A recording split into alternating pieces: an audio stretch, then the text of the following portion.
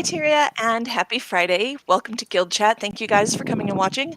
I'm your host, Ruby, and today we're going to go behind the scenes of the new Sunqua Peak Fractal with some of the developers. So let's jump right in with Cam and Lee. Why don't you, Cam, why don't you, and Meagan, why don't you start by introducing yourself, Cameron, and talking about what you worked on for this Fractal? Sure. Hi, everybody. My name is Cameron Rich. I am a game designer, and I was the game designer for this Fractal. Meagan, how about you?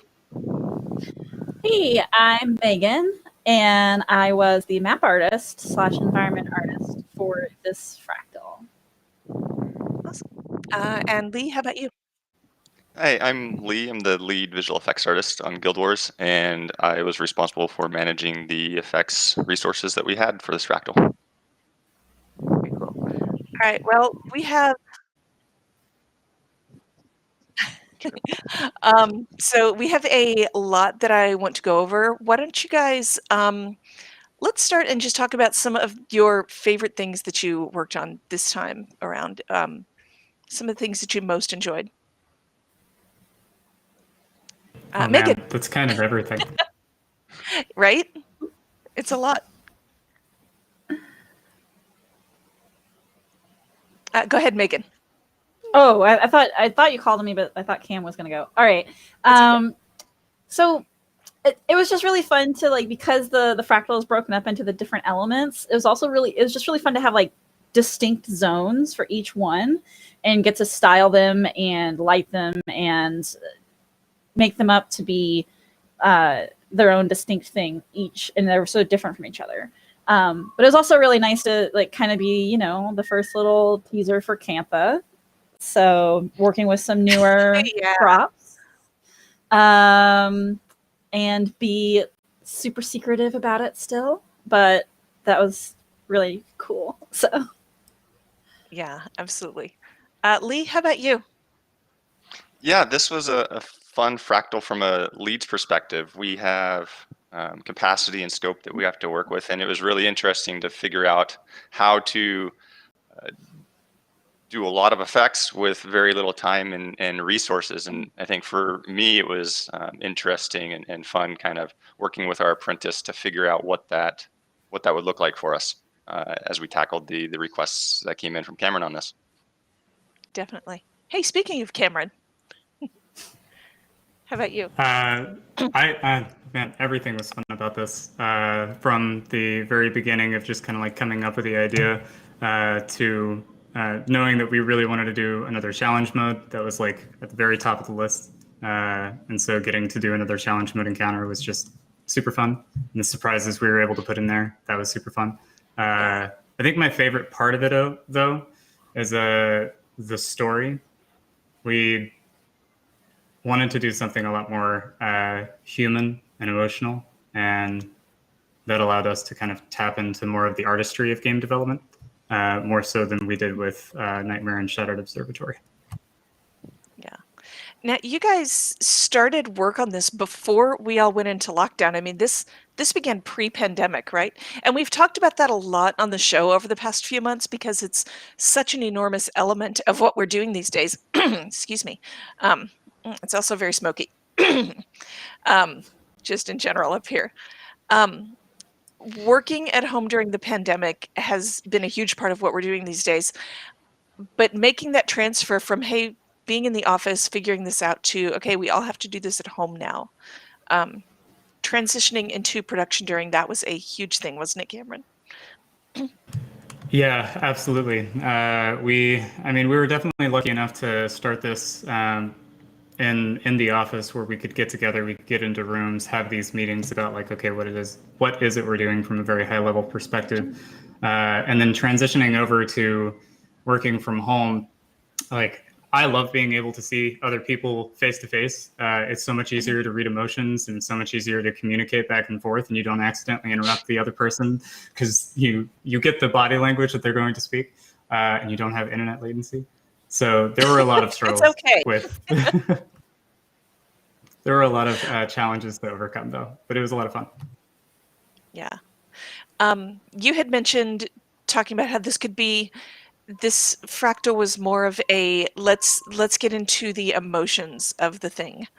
Can you talk a little bit about how you made that decision and how that translated into design? Yeah, so from the very beginning, we knew that we wanted to tackle a more emotional story, or rather more emotionally intelligent story. And one of our goals, like from the very beginning, was try to get our players to think a little bit more about the human aspect of things, and to maybe inspire some empathetic responses from people. But also to kind of lean into tragedy and tell a story that pulls at people's heartstrings a little bit more.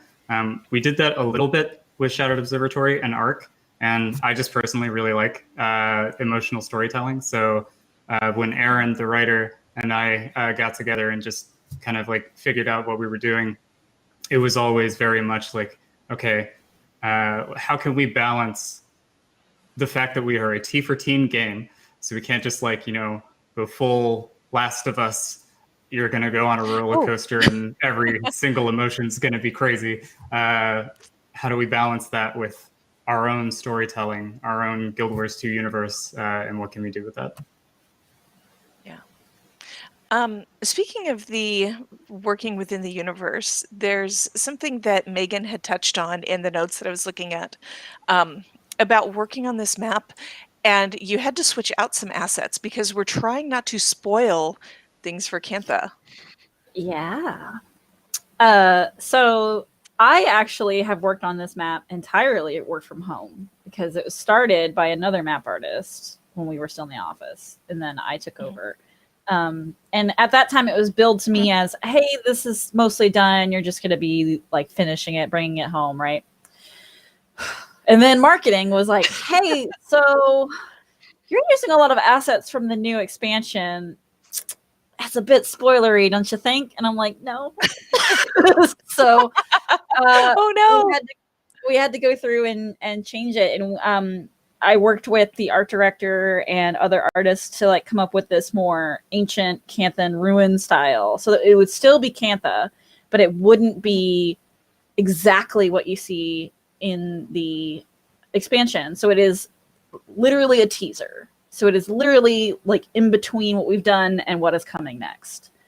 And so, but that was like a huge, like, pulling our hair out of, oh my God, that's so much work. Cause that's like most of the map is this. and, and it was, like I said, cause I was also working on the episode 4 Living World map at the same time. Yeah, we have 2 Meagan maps in a row, don't we? Yes, we do. And that is okay? Because technically I asked for it. So because I was like, hey, I want to ignore the world right now. So please give me a buttload of work. So but it was that, and like I said, it was supposed to be just like a side thing of like, oh, you're just gonna finish this. But then it became like 2 full-time jobs at the same time. And I'm alive. So yeah, that was an interesting bridge to cross with that. So yeah. And in the midst of all of this, something that Cameron had mentioned was that the narrative themes and the emotional aspects that you were incorporating into that map. So how was that for you guys, weaving all of that in there? Yeah, so I think the major point where I started doing that in like the environmental storytelling is in the little spot right before the final boss that we were calling the Grove, where we added a bunch of gravestones and a bunch of decoration in that area to really make it a pause, like a peaceful area to just remember everything that we've gone through and everything that's happened. And we really wanted it to be a very beautiful and serene part of the map. Yeah, that feels more meaningful as the year went on. I feel like yeah, Absolutely. there's a lot that I don't know how much, if you want to go into that a little bit, Cameron. I'll kind of leave that up to you. Well, so This whole year has just been a thing. Yeah. Yeah, this year's been a bit of a roller coaster for everybody, and there's been a lot of loss. People have experienced a lot of loss through the events that have transpired from the pandemic and from everything that's happened since March. And there were some of us on the team that also experienced that as well. And I don't want to get too into it because it's Sure. personal, but we're humans. We experience the same human experiences.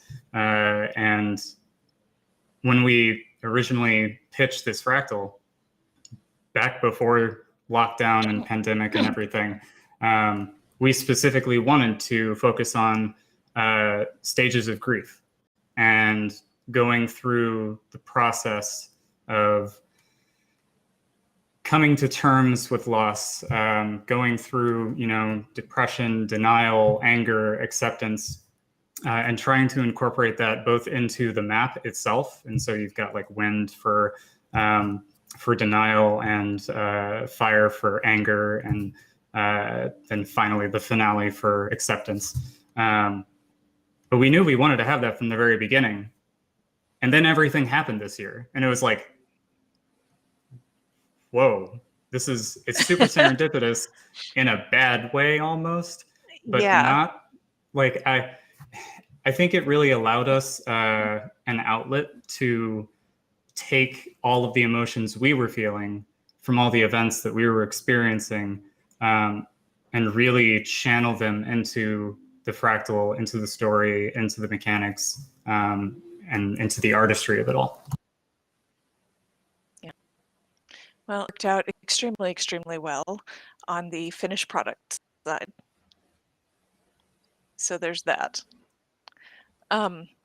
Lee, do you want to go into, you had a lot of work done on the asset side and trying to maximize your time because there was a lot to do in a relatively short amount of time. Do you want to talk about that a little bit?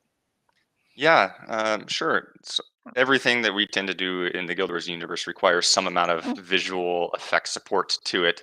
And this fractal was the same in that regard. And we had a certain amount of resources and a certain amount of capacity and scope that we had to work within. And so we had to get really crafty and resourceful with how we leveraged our time and the resources that we had. And so to accomplish this, we leveraged our apprentice, Chris, was a recent hire for us about 6 months prior to this fractal starting. And we decided to employ a tactic to identify and reuse previous assets from the game, but in new and creative ways that we haven't done before. So this allowed Chris to focus the majority of their time on crafting high quality hero assets, and to focus our time and investments wisely on the stuff that's going to give us the most bang for the buck, and reuse textures and particle systems and other various supporting secondary assets to cut a lot of the technical setup time, allowing Chris to focus on the artistry of the work that they were creating. You mentioned hero assets. What are hero assets? Hero assets are things that the players are going to encounter a lot. They're often the big thing that a boss is going to be doing. So a hero asset isn't something like a sword swoosh or a projectile. Although depending on where that projectile is coming from, if it's coming from a big dragon, maybe that is a hero asset. But in this case, it's more of the player or your boss's main ultimate skill would be a hero asset, and everything else is secondary to that. Okay. And we've talked some about reusing assets on the show before, but one of the examples that you gave were there are water effects are a thing that we have years worth of. We have how many, I don't know, you don't have an exact count of how many water Hundreds splash of water effects. Yeah, we've got hundreds of water examples ranging from waterfalls to projectiles to impacts to creatures, everything right under the ocean. Yeah. So And so so we, throwing all of those out just for the sake of being able to say we made a brand new water splash effect mhm. is probably the worst use of your time. Yeah, it really is, because if we take the mindset of crafting something brand new for every little thing that we make into the game, that takes away time from our hero assets, the things that the players interact with the most, the things that's the most important to the encounter or the boss that you're fighting.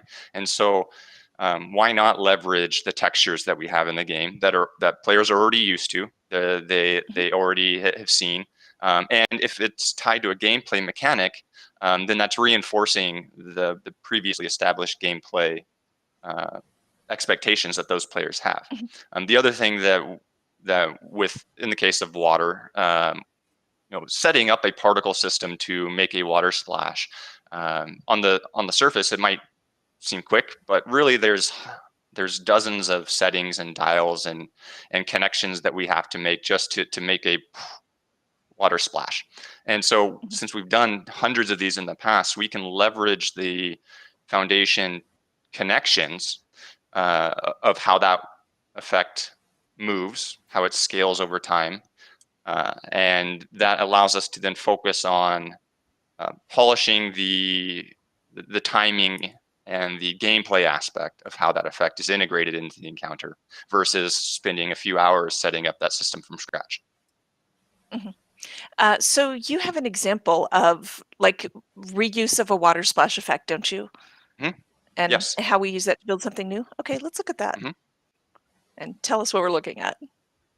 Yeah, so here you're looking at, there's a mix of reused asset and new assets here. And this was an important asset.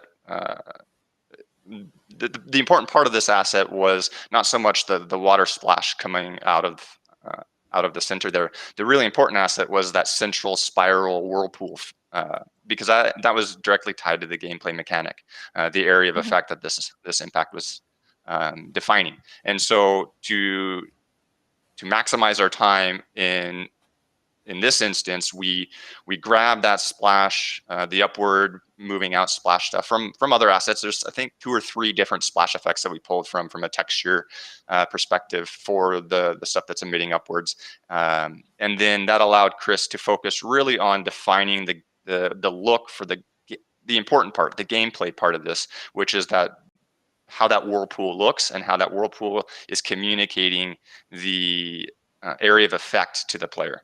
And so we generated new textures for that. We generated new movements for that, and that allowed Chris to focus really on just the timing and the gameplay aspect, as what was important for this specific asset.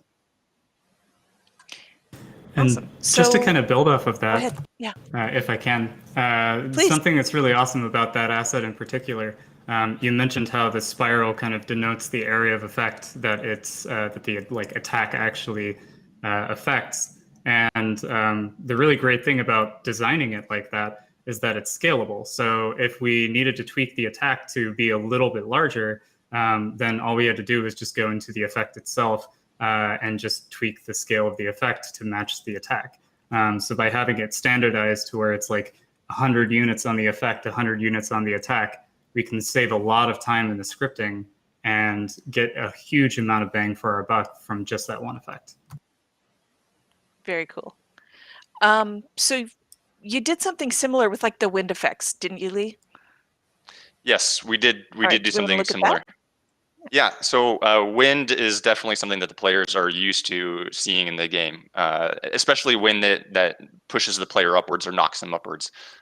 We have a whole library of wind effects, ranging from our jump pads, our updraft currents for gliding, and so we're able to borrow the same language, the visual language from those assets. So you'll see the central air streak things moving upwards. That is from other updraft currents, and that particular portion of that effect is one of the more technically challenging aspects to set up because it uses our flux system, and it's just one of our more challenging systems to use in the effects toolkit. And so by leveraging an already built asset. In this new way, we're saving some time, and allowed Chris to really focus on the textural qualities that you see in here, and tuning the colors and the movement of the animation that you're seeing to work with the skills or the skill that Cameron needed for this knockup. And so something like this, if we look at that effect, if we made that from scratch, that would be several days worth of creating brand new textures and several days of setup and scripting on our end. But instead, we're able to knock that down to about a day's worth of work. Yeah, and you guys need those days. Yes, yes, we all need the days, but VFX is especially burdened with a lot of stuff that we have to do across the game. Everything in the game needs effects. Yes.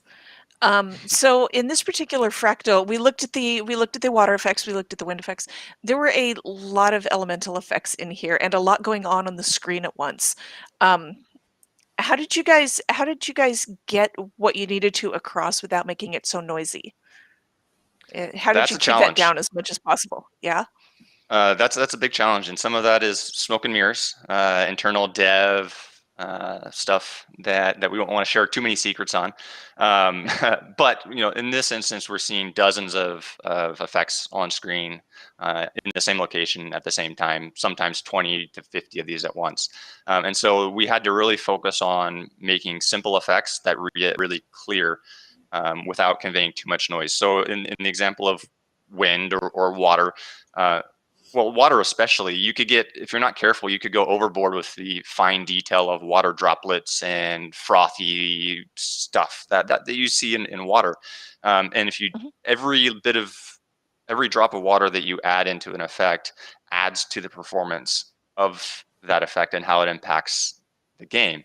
And so it was a real challenge for Chris to balance the visual need to communicate what that element is meant to look like, whether it's water or wind or fire, with the performance aspect of what is too much for our game to handle, and also the gameplay aspect. What do we need to clearly show for the player to read? And so part of that comes from experience and working with a really talented team of visual effects artists that come with a wide variety and background in the game industry, as well as working with our designers to identify early on what is important for the player to see here, what is important for us to communicate to the players, and then we just hyper focus on that. Yeah, well, we mentioned it a little bit. Go ahead. We mentioned it a little bit in the blog post, but like one of our big goals with this was to focus on really high power, high fidelity, powerful attacks. And so design wise, in order to be able to meet that goal and not overwhelm the player with a bunch of stuff on the field, we essentially just tried to create moments where all of that stuff can play, and it's okay because there's nothing else that's going on. The player isn't needing to deal with all of these other mechanics. That is the moment in gameplay. That's the spectacle that's happening, and it doesn't override the player feeling like they need to rush over here and do this thing. They just, they get to a safe place and then they watch the spectacle happen. Can you think of an example of that from the Fractal? That's what you're talking about? Because I'm curious. Yeah, definitely. I'm thinking of a couple, but so her big sweep attacks, where she puts a bunch of circle AoEs down on the field. There's really not a whole lot else that's going on during those attacks. Those attacks are really just there to be like, okay, if you're at ranged, find a safe location between these circles, and then whenever they go, it's like do do do do do do do. And if you are standing in them, you take damage because you're in the effect, but there's no other mechanic that's happening at the same time. And the same thing with her line attacks, where she creates a pattern of projectiles either to her left or her right, or both, and sends them out. The thing that the player focuses on there is, okay, there's a telegraph on the ground telling me where this projectile is going to go. I need to make sure that I'm between those projectiles. And then the skill fires, boom, they go across. It's really visually interesting. but it's not overwhelming because there's nothing else that I need to focus on. Yeah, that makes sense. So there are a couple more, excuse me, there are a couple more things that you guys shared with me that I want to get out there. Cameron, you talked about working with Meagan on the environment and on the maps, and you gave us some examples. Do we want to run through those fractal environments examples and talk about those? Sure. What do you That's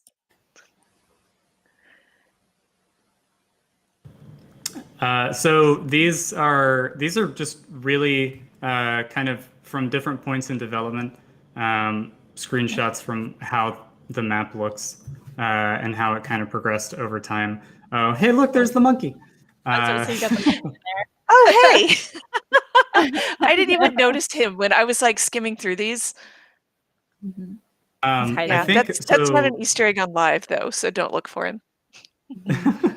Yeah, those guys just help us test.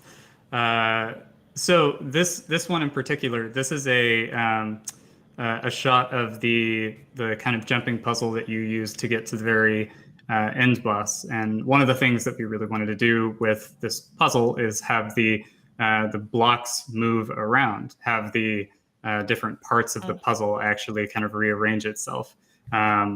And I think Meagan can speak a little bit to how that process actually ended up turning out.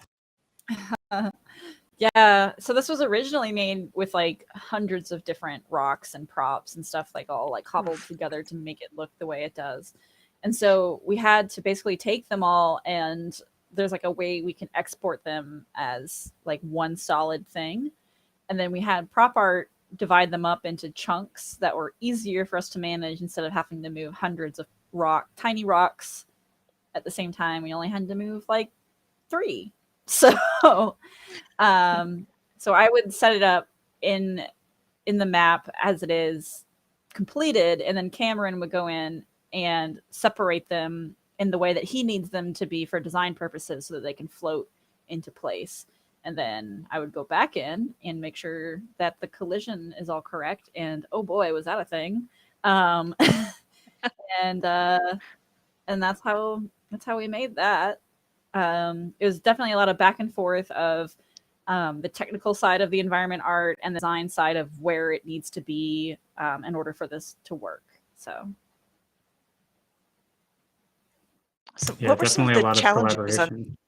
Yeah, because you mentioned that like collision was a whole thing. Was it just getting them to line up properly? Well, it was part of the whole like export thing that I had said, where it was originally a whole bunch of tiny props that we exported and made into one big prop. But then they would have like all those tiny props coming together to make one collision mesh, and it didn't really like it that much because it was very complicated.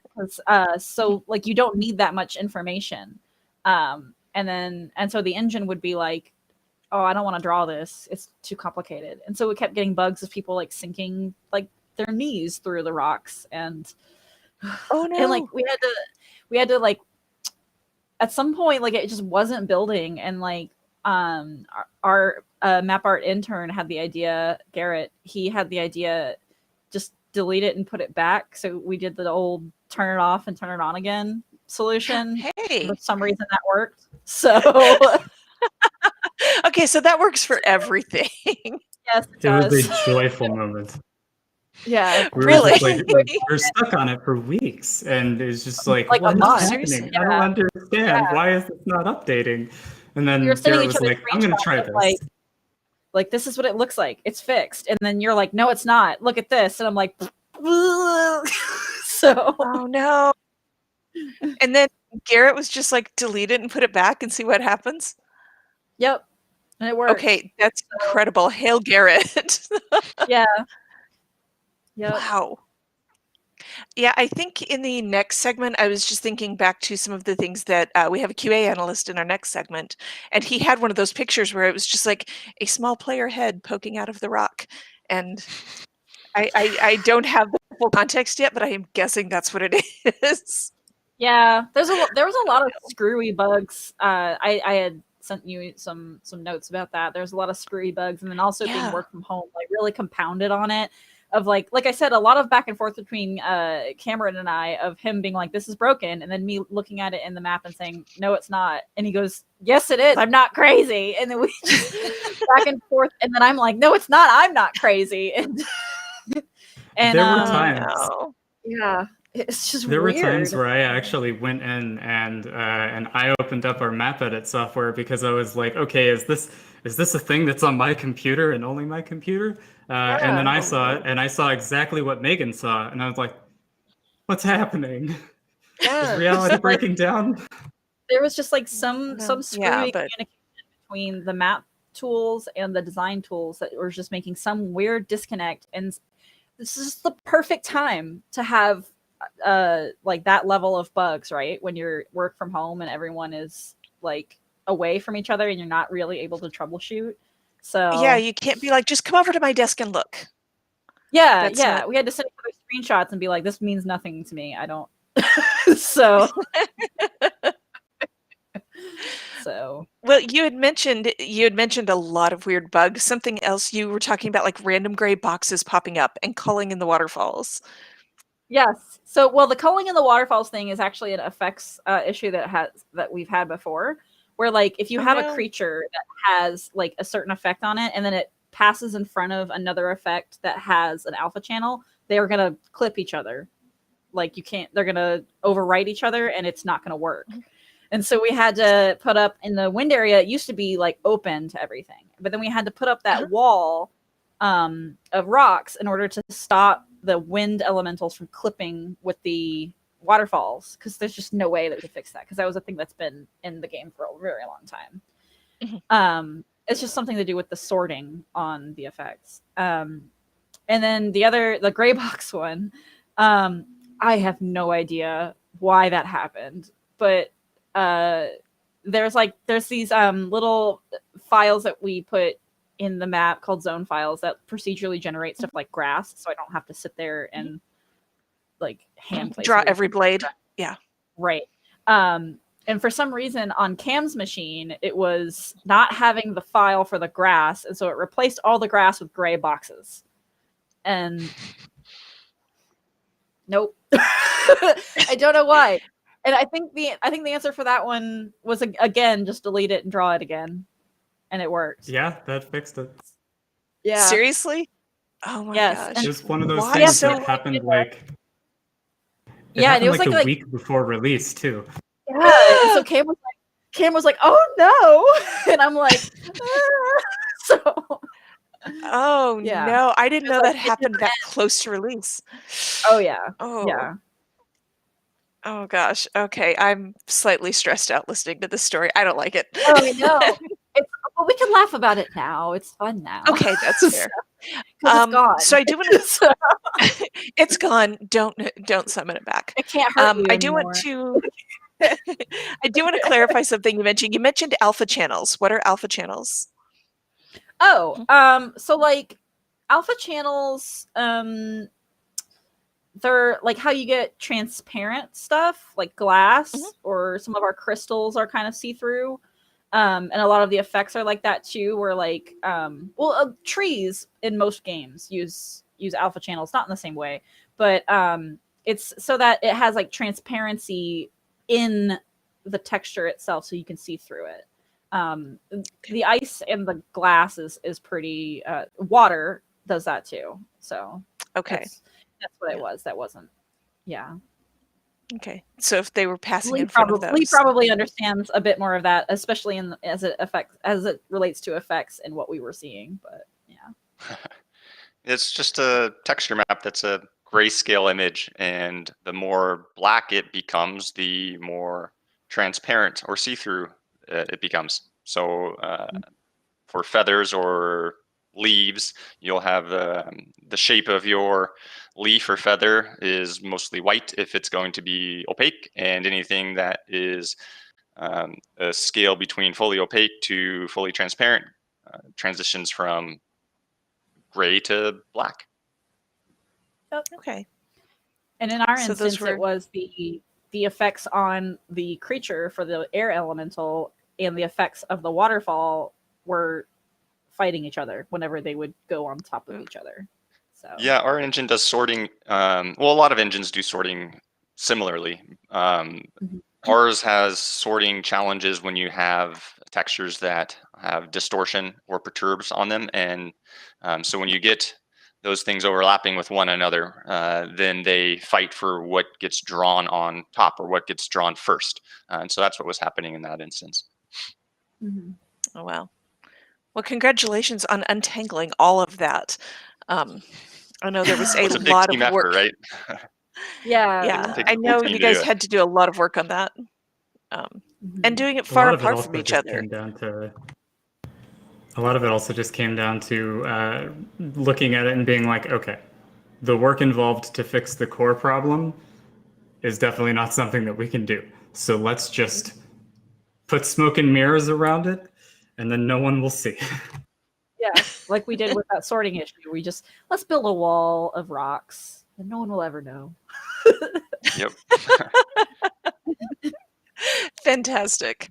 All right. Well, before we take a break and go into our second segment, Cameron, we also have a handful of design development images that I would love to show off to everybody because those little behind the scenes things are fun. Do you want to go through those for us? Yeah, sure. Okay, sweet. Oh, so here's a fun one. So when we design a boss fight, we try to have a standardized boss arena size because a lot of our skills, a lot of our animations are driven by a very particular unit value. And in order to get like the most bang for our buck for whenever we design skills and just boss fights in general, we try to keep things roughly around the same. So those of you who play a lot of fractals and raids and any other instance content with a boss fight on a platform, you'll notice it's probably around the same size. And so this is just a look at one of the tools that the map artist can use to look at what is the size of this platform. Let me make sure that what I currently have in here fits with our standardized size.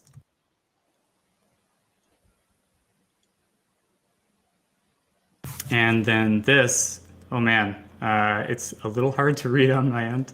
But if you can read it, this is just a flow chart that we made really, really early on.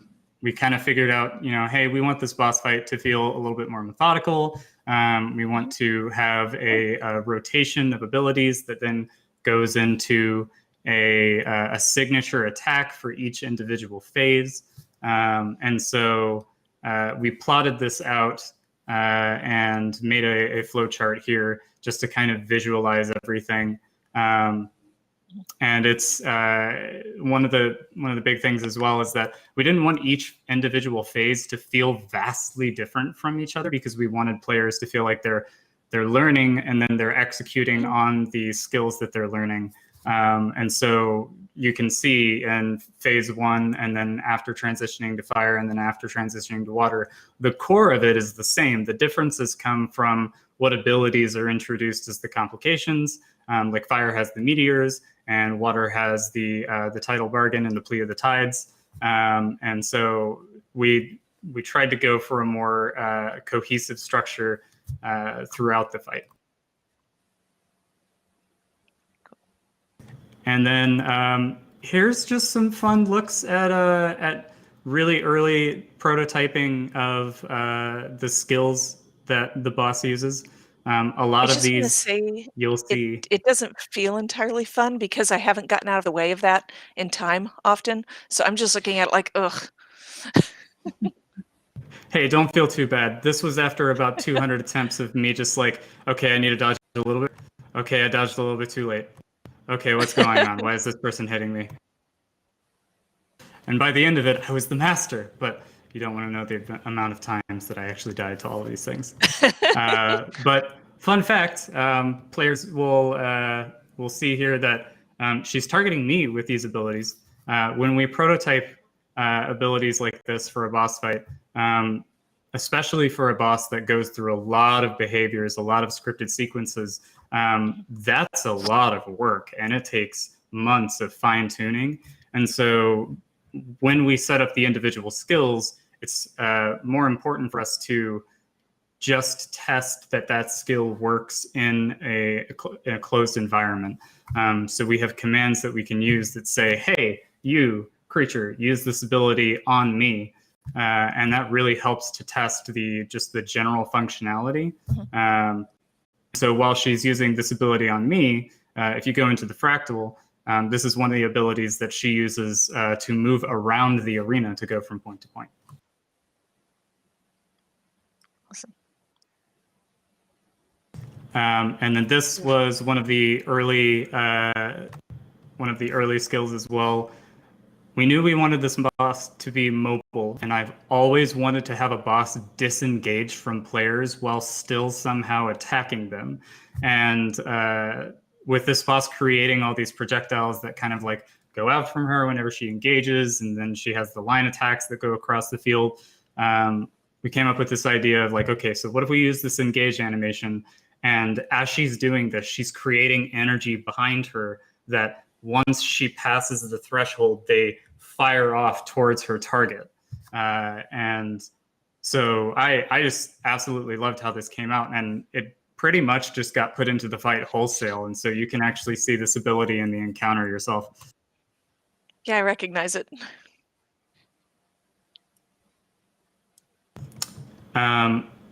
This was a very early look at kind of just testing out the line combo, we call it, where she creates projectiles that have the telegraphs telling you where they're going to go.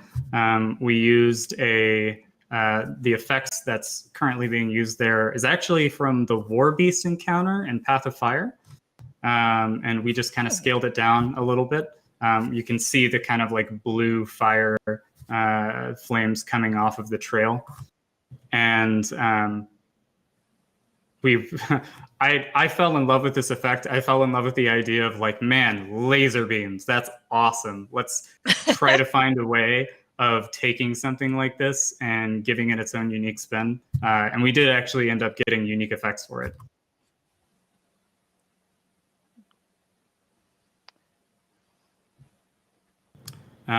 And then here's the sweep attack that I was talking about. So it's a little bit earlier of a version. So it changed a little bit before it got to live, where that last attack that she does in the rotation, she creates a bunch more AoEs that kind of go around. We took that specific part of the design and kind of tried to apply it to some other abilities. But you can see here that when she sweeps across from left to right and right to left, there's a bunch of these circles that all differ in size, get a little bit bigger as it goes out. And this is an example of how we can use one effect, not multiple effects at multiple sizes, but one effect. And in script, as long as the effect is built in the correct way, we can change the scale of the effect with the scale of the attack. And it comes out looking super clean like this. So even though it's all just one asset being used and the game only has to ever load one asset, you get these really cool patterns of AoEs and attacks that feel very different from your standard attacks. That's awesome. I'm glad we got to look at how that scales up like you were talking about. Oh, hey. Yeah, so this is a look at the high jump mechanic. So really early on, while we were kind of like brainstorming ideas for, okay, we know we're going to have air, we're going to have fire, we're going to have water. What's really fun about air? Well, I like jumping. So, what if I could give players a buff that allows them to just hit the spacebar and jump higher? And I set up a really janky version of this, and I showed it to one of our programmers, and they were like, "Oh man, no, this is not the right way to do this. Hold on, I will make some changes to a system that we currently use for mounts, and allow you to be able to hook into that with buffs and skills."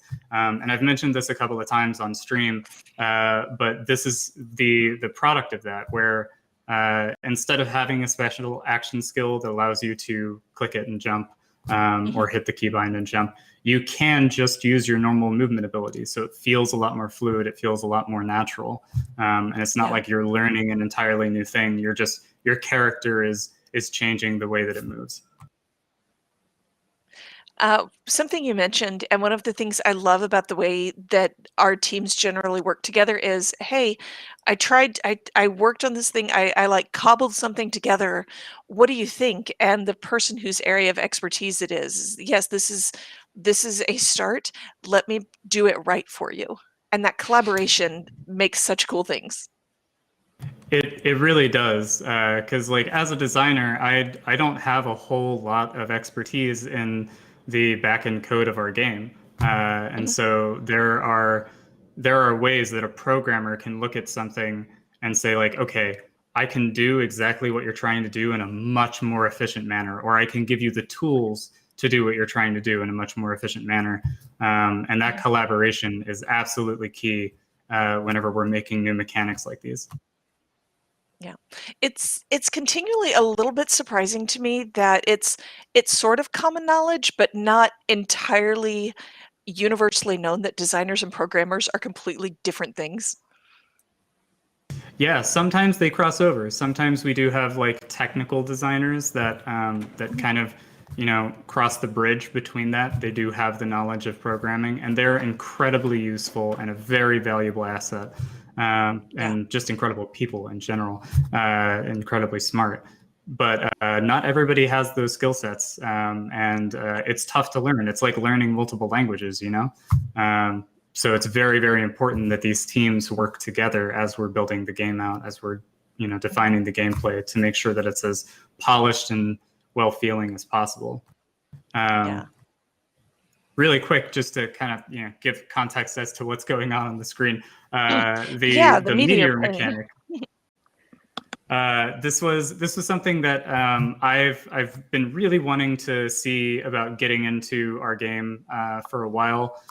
Is having meteors fall down, create gadgets that the player needs to hide behind for some big attack, and making that series of events, that series of mechanics, was definitely one of those core goals from the very beginning. So this is just an example of a very early look at how we put that together, just to get the meteors to spawn. Because there's a lot of smoke and mirrors here. The gadget that you see that pops up whenever the explosion happens, that gadget just kind of appears. It's not actually part of the effect of the meteor coming down. And so the explosion that happens at that point hides the spawning of that gadget in that area. I did not even consider that, but yeah, they just show up. It's not, hey, this thing is falling from the sky. Yeah, and it's usually like, it's something that if you know about it and you look for it, you're like, I see, haha. But I think we did a really good job of just using effects to hide that as well as possible, because I haven't heard a whole lot of people be like, I saw this thing. And then until we told them. Yes, now the secret's out. And then this GIF here is just, this is showing off the first look at us setting up that, okay, now the meteors are down. We need to hide behind them in order to get away from this really devastating attack that she's going to throw out. And yeah, it goes out and explodes all the meteors. We wanted to make sure that it felt like it had weight. It felt like it really affected the environment around it. And so all of them explode and they pop and then they go away. But you're safe because you did the mechanic correctly. Good job. Yeah. Kudos on that 2-stage thing too. Oh man, spoilers. Okay. Oh, spoilers. There it is. Okay, so when we designed challenge mode, one of the biggest things that we wanted to do was we knew we had an elementalist that tapped into fire, water, and air. And Yay. we knew that we wanted to tell the emotional story of her turmoil. And so the concept of like fighting your inner demons directly came up. And that was just such a cool concept. And we ran with it. And so this is just a GIF that I took that earlier on in development when we decided that the sorrowful spellcaster was going to have to deal with her inner demons incarnate. How would that look, right?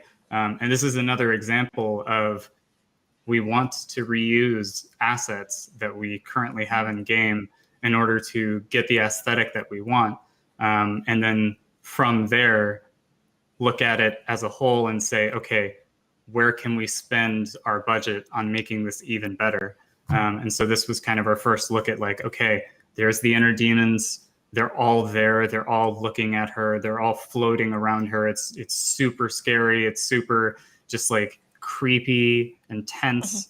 And so this was kind of just like our visual development look at how this would go on. That is extremely cool and extremely creepy. I think it turned out really well. Sorry. Yeah. And Mo is here. Yes. No! The man of the hour. Yay. All right. He looks. He's like, why did you wake me from my nap? Ambivalent. Yes. All right. So that seems like Mo seems like a good point to send us into a short break. Thank you all for taking us a little bit behind the scenes of development and showing us some of how this got done and some of your ups and downs and challenges on this done. We're going to, Cameron, we're going to keep you. Meagan and Lee, we're going to let you guys get back to work. And we're going to talk to Cameron and some of our team members from audio and QA as soon as we come back. So stick around. We'll be back in just a second.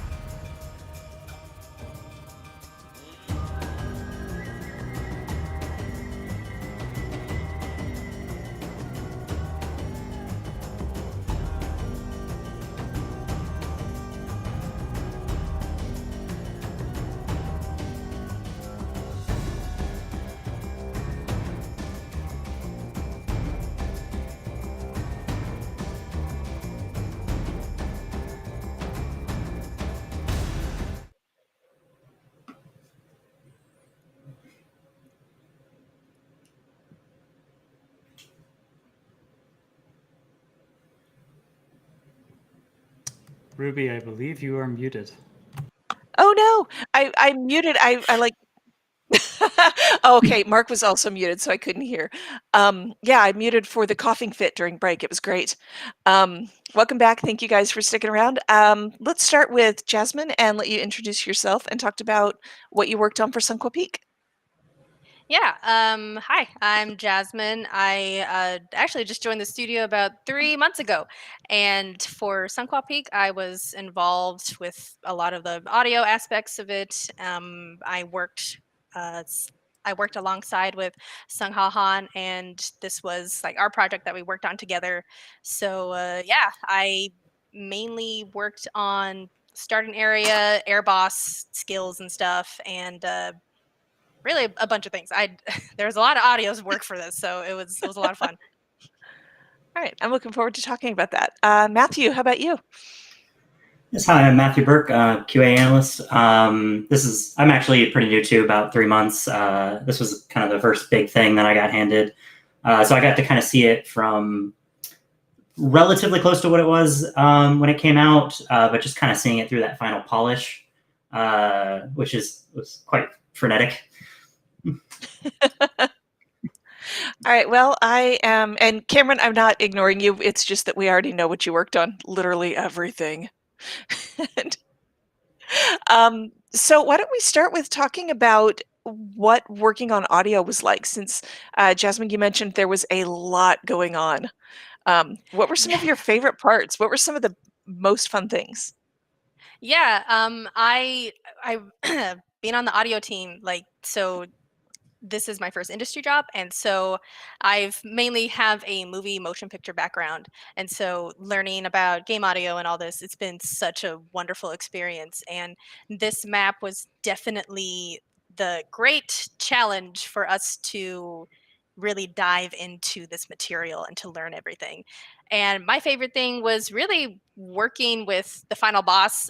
She had so many cool moves and just so much really awesome stuff going on, and she was visually pleasing to look at. And so we wanted to make sure that uh, just like how VFX was saying that there was just so much stuff going on, we had to make sure that audio wasn't going to be very overwhelming, since we see a lot of orbs and rocks and stuff just Mhm. constantly appearing. So we had a system that we did. It's called making audio rails. So all these orbs kind of have their own emitter to Mhm. where it plays sound. And so if you have like 20 of these things on the map, it's a lot going on. And so what we do is we make a script so that it's just one emitter just coming out from the center of that. Mhm. So say if it's like a group of 4 orbs, instead of 4 emitters, it's just going to be 1 emitter. And so having this process and linking all these things up, it definitely took some time, but it was great to learn. And it was a great time to really be like, oh my god, there's just so many skills. There's a lot. Yeah, and welcome both of you, by the way. And talk about jumping into the deep end. Jasmine, you mentioned, yeah, this was like a little bit of trial by fire. Absolutely. Yeah, I'm still really learning the software and all that. I have a good grasp of everything, and I'm so happy to be here. And I love working on the audio. Like the team has been great for helping me get everything in. And Sung Ha Han, she started as well. She's 4 months in. I'm about just started my 3 months, and she did such incredible work, especially with the final boss. There was a great sound that she made for this big explosion that she did. But yeah, it's been a crazy 3 months. I'm sure. You had mentioned trying to keep the audio from drowning everything out, because there's so many audio cues going on and there's so much physically happening in the map.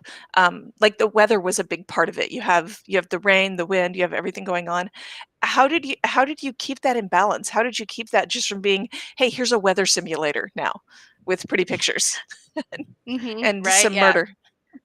Yeah. There's the storm was a big thing that we had to make sure that so there's about 3 layers of storms going on. So it's very heavy at first, but then when you beat the air boss, it's a little lighter. Not as noticeable, but it is a little lighter. And Mhm. then when you free the water, the water skimmer, the spirit, the water, the rain ends up going away. And so during all like this, just so much wind and there's all these trees going around, we made sure to mainly put it in specific places that we knew there would be a moment so that the player could actually hear that. So we hear Dessa, and then we hear like all the elementals speaking, but there's good moments like right before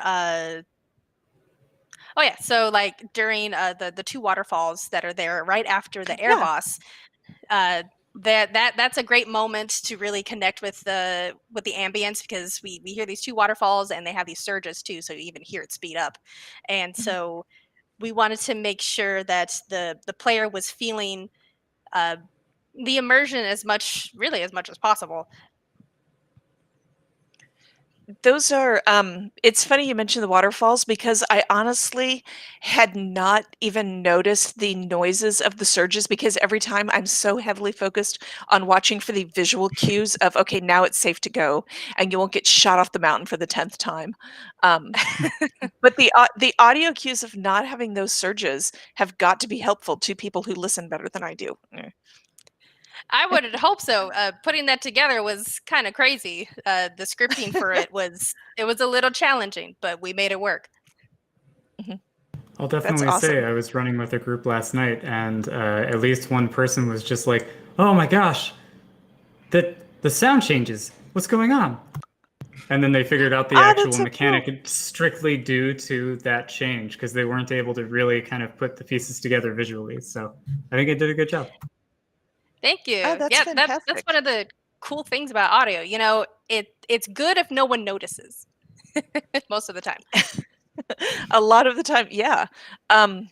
Honestly, Cameron, those waterfalls, and this is a small sidetrack from audio, but when you and I were running it the first time, you were like, okay, do you get the mechanic? And I was so confident. I was like, well, clearly you dodged through the water. And then you just watched me go sailing off the edge. I was like, okay, I'll come back and I'll listen better. I'm sorry. Please explain to me what to do. Stay silent. Don't say anything. Just don't tell her how to do it. Moment. Yes, I was so confident in, obviously you dodged, duh. No, that's not right. Probably should have listened to the audio cues also. So, well, Matthew, how about you? What were some of those highlights and some of the challenges? Because you guys have been working from home your entire ArenaNet career. Yeah. I'd say one of the biggest challenges, I was working with Cameron, and it's like sometimes QA is the bearer of bad news.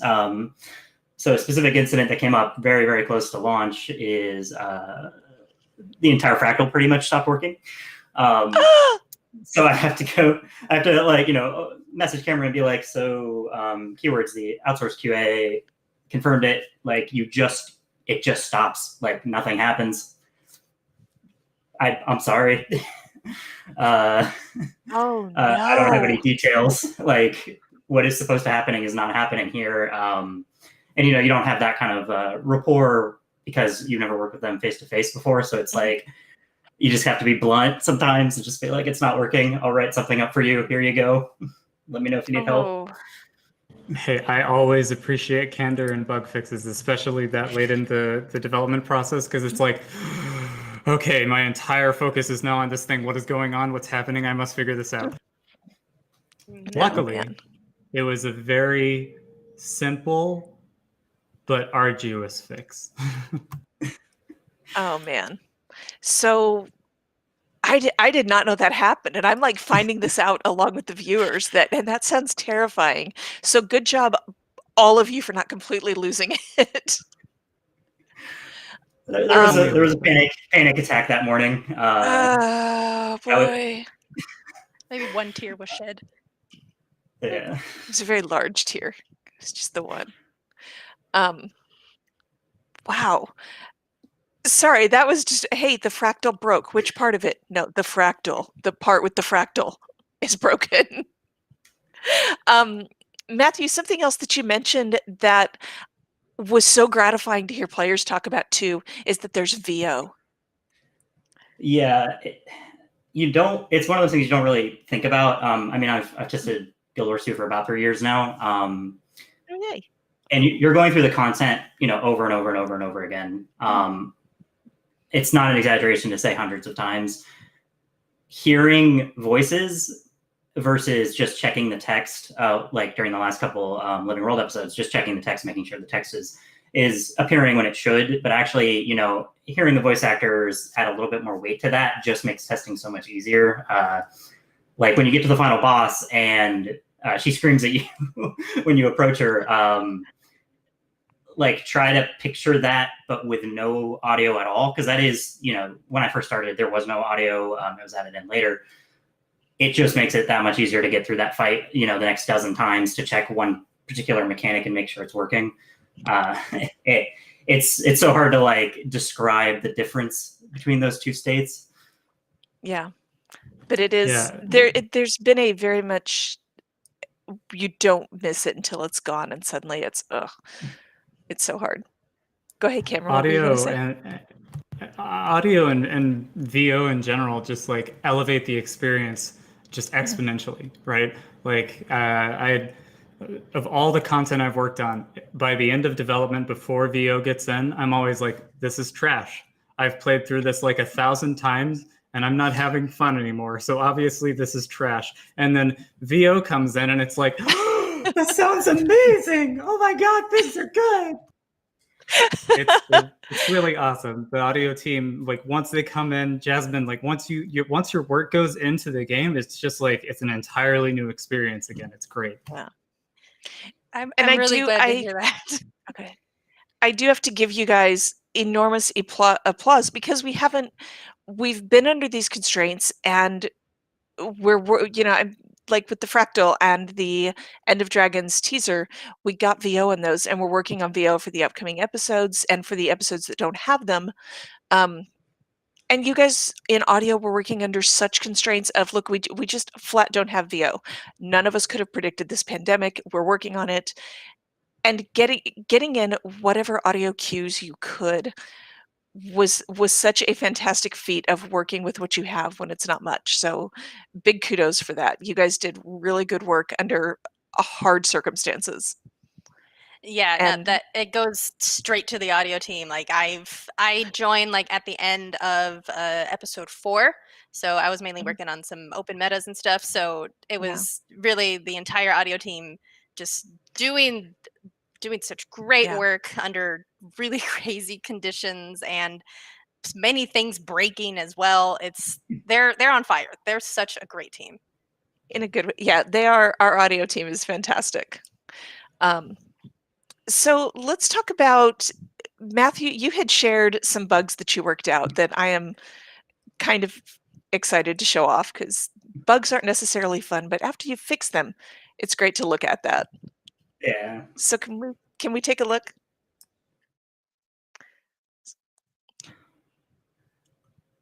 Okay, what are we looking at? Yeah, so I think this is one of Cameron's actually. Yeah, so games have skyboxes, and our game has a moon object in the skybox. And with challenge mode, the skybox changes, and the mood changes, and the moon changes. Shrink the moon. And challenge so it's mode.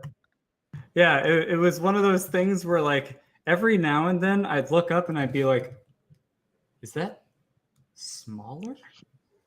And then I would go to our testing monkey. You can see the conversation. That's what our test monkeys are for, is we can put like, hey, I want to activate this trigger and not have to go through and type it all.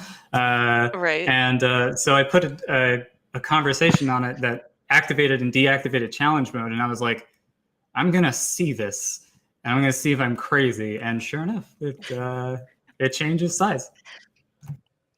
Honestly, I have to say the question, is the moon smaller, is like the most 2020 question. Did the moon change size? Oh, hey, and here's that alpha sorting issue that Meagan was talking about. Oh, that's what that looks like. Yeah, so here's the weird thing. Here's the thing that we didn't understand. the waterfall on the left occludes the model of the creature. The waterfall on the right does not. Why? I have no idea. I've asked so many different people, and they're just like, yeah, that's just our sorting system. And I'm like, oh, okay. So you can see that the wind platform here used to not have those walls around it. And so, like Meagan was saying, you know, to fix this issue, which we were just like, huh? We were like, okay, just block line of sight. It never happened. There is no bug. Sure, okay. The inconsistency is going to drive me up the wall. This Right, prop. Oh man. Burke, you want to talk about this? Sure. So this was actually talked about a lot in the last session, where this is the part of the level that changes once you get past it, and all the other steps are fine, but this last one, I think, had probably like 4 separate bugs on it because people kept noticing that you were just walking right through it. So I kind of merged them all together, and I would send it off and be like, hey, I can walk through this prop, get it back, it's fine. Meagan mentioned this where, you know, it looks fine there, and it's just in game, it's just not working. And that, you know, it was a back and forth for probably at least several weeks, I think even more than that, where eventually Garrett just came in and just like kind of brute forced it, and then just was like, all right, we're just turning it off and on, and that did the trick. But it just the entire time just being like, okay, I'm going to send it back. Here's whatever information I can provide, but it's just like the same thing is occurring over and over again. And there's only, you know, so much info we can provide from the QI side of things. So I'm glad it was eventually worked out, but it was just this one prop. It was kind of the bane of my existence for a few weeks. Oh no, you're just walking through the rock. Hey. And here's gray boxes or super adventure clouds. These are the revenge of the boxes. They're gathering together for their weekly congregation to plan the end of the world. It's a stand-up. It's fun. So this was all supposed to be grass. Yeah. So each of those boxes represents a place on this area where some sort of blade of grass or other, I think we call them set dressing props or foliage props, were supposed to populate as part of that environment zone that Meagan was talking about. But for some reason, the week before we like shipped, we loaded in, and it was like, what? No one's touched this. No one's done anything to this. We didn't do anything. Why is this broken? No. And it was just another case of one of those things where we had to be like, well, so we fixed the prop by just deleting it and putting it back in. So let's just go ahead and do that this time and see if it does it. And it did. Yay. Oh my gosh. There was so much weirdness.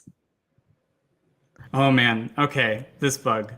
This is one of my favorite bugs. Oh my god. So in testing the meteor, I created an infinite loop. And I also messed up the positioning of where the meteor lands. Because I don't know if you can see on the stream, but there's a circle that drops right where the player was standing at the very beginning. That's where that meteor should have been. But instead, through the script and through the shenanigans of probably very tired me doing this script work to try and get it to work, I made the most hardcore mechanic in the world. Seriously? You're just gonna have to live through it, guys. Like, I don't know. If you really want it's something just like fire hose future, of meteors. They just never I'd love to stopped. They design for it. never stopped. It actually got to a point where it was happening so much that the server started to slow down. And then Are you things started to serious? just break over. Y'all, yeah, because it's just constantly like do do do do do do do do do. And I'm like, okay, Yeah. all right. Well, Control Z. Let's start again. I need you to calm down with the challenge mode, Cameron. That is too much. That is fantastic. Mark, do we have some bugs from Matthew, or were those included? Okay. All right. I was like, do we have more, or are you guys, is that enough bugs for us? Are we all good? Well, I do have one more thing that I would like Jasmine to run us through from the audio side, and then I have some viewer questions for mostly Cameron, I think, that I want to run through and make sure we get answered. So, Jasmine, you were talking about working on some of these awesome, huge boss skills, and you guys worked together to create a video to kind of run us through how one of those worked, right? Yes, Sungha Han, she made this awesome sound for this great attack that one of the the final boss does. That Yeah. includes all the meteors. So once all the meteors are set and she's bringing up the big AOE and she's like this beautiful sound that she made. Well, the video will explain, but it's so cool. And I told her, I'm like, we have to show this off because it's just so awesome. Yeah, seriously. By the way, I didn't get that until I got it this morning, and I hadn't had a chance to tell you that. I was just expecting like, oh, we just hopped in game and captured video of this thing, and I'll explain it. And then I started watching it. I was like, oh, they made a production. I am kind of overwhelmed at how good this is. So let's take a look. Don't worry. Yeah, no, I didn't know either. Sungha showed it to me. I'm like, wow, It was amazing. that's great. So good. All right.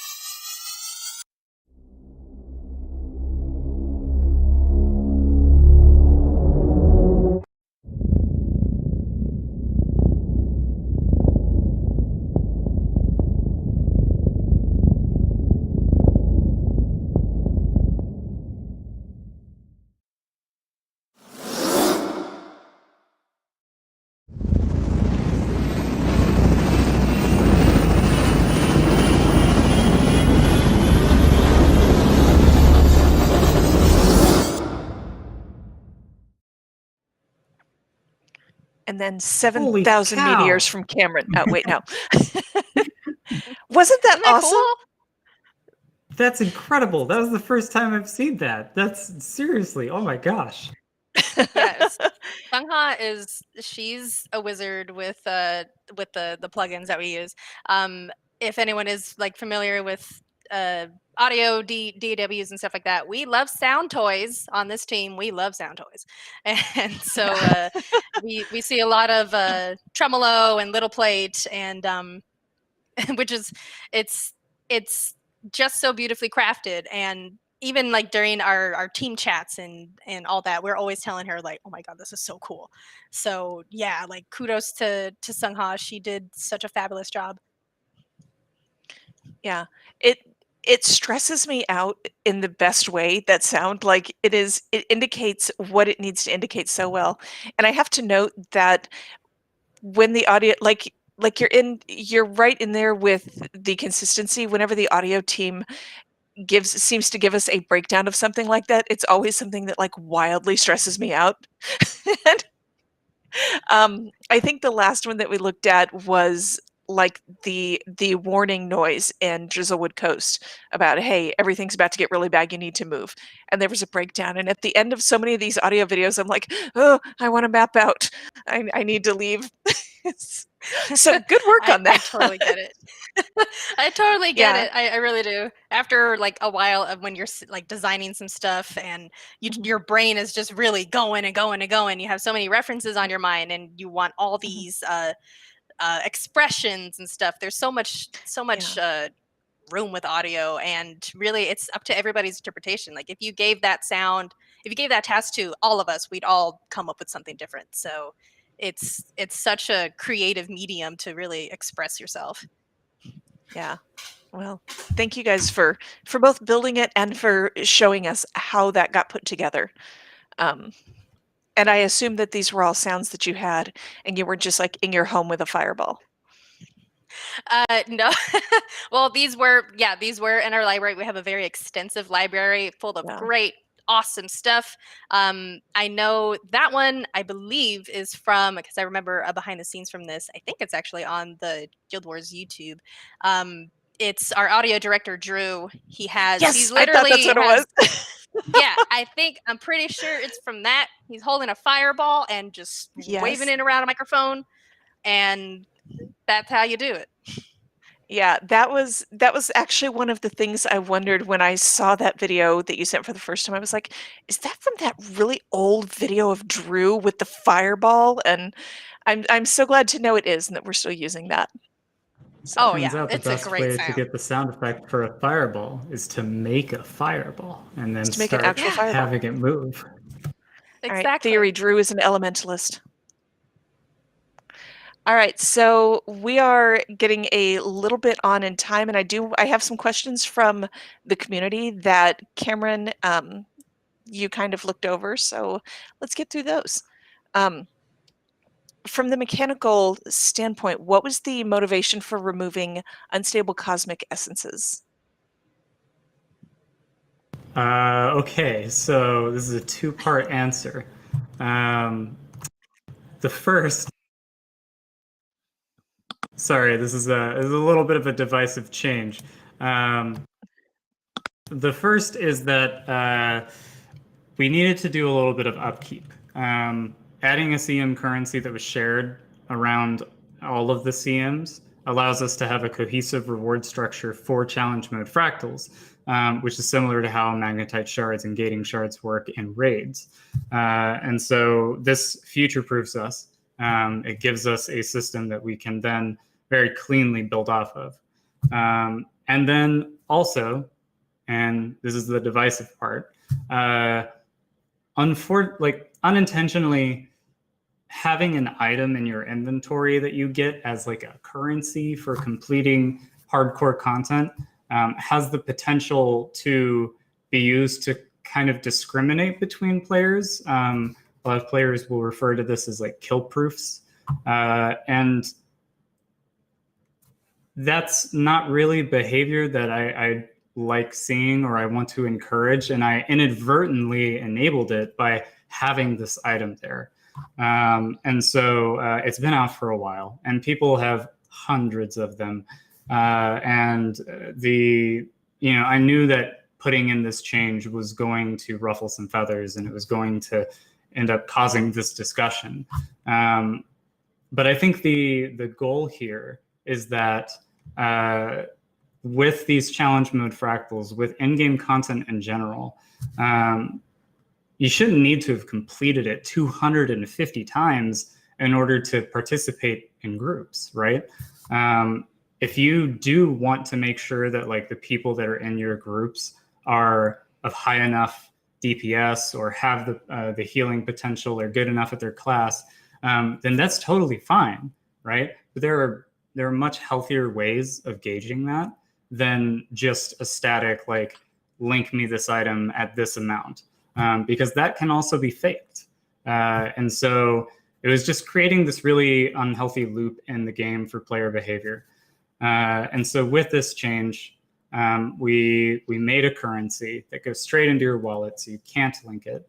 And then we allowed for players who currently have the cosmic essence to trade it for the new currency at a rate that kept the cosmic essence at the same level of value that it previously had, while also, because people have amassed so many, also a rate that didn't allow them to just, go in day one and get everything. And so that it's a really tough change, but I think overall the goal is that if you want to make sure that the people in your group are the best of the best, there are other ways that you can check that. You've got titles that you can check. You've got just like, going through and checking their gear. But for the average player, for the average hardcore player even, it really should just be, hey, I've beaten this content before. I've done this content before. I know what I'm doing, and I might mess up like once, or I might, accidentally kill the group. Hopefully not. But, it should be fun for everyone to play together. That being said, I do want to say, I know that kill proofs will always exist, and players are going to find the next thing. But the goal here is to try and curb the accessibility to that behavior rather than completely destroy it. Okay. All right. So what about, let's talk about instabilities. Are the current instabilities we have on tier 4 permanent? Are those going to stay, or are they going to rotate? No, they are not permanent. I can kind of talk through that a little bit. Sure. So this is the first challenge mode Fractal that we've released in a while.